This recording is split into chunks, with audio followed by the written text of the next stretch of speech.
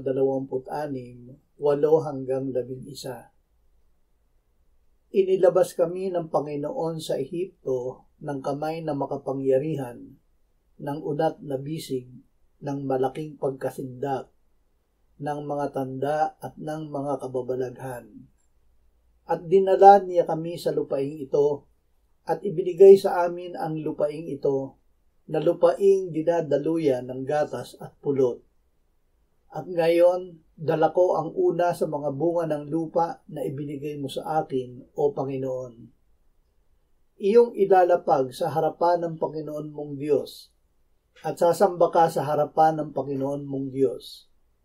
Kaya't ikaw kasama ang mga Levita at ang mga dayuhang naninirahang kasama mo ay magdiriwang sa lahat ng kasaganaang ibinigay sa iyo ng Panginoon at sa iyong sambahayan. Tutuparin ng Diyos ang kanyang pangako. Ang Biblia ay aklat ng mga pangako ng Diyos. Dahil ang pangako ay salita ng Diyos, ito ay totoo at tiyak na tutuparin ng Diyos.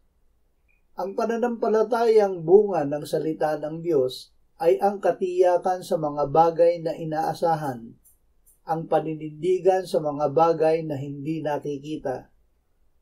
Sumampalataya si Moises na dadalhin ng Diyos ang Israel sa lupang pangako. Bago pa man sila dumating doon, ay sinabi na niya sa Israel kung ano ang ipapahayag nila sa Panginoon pagdating doon.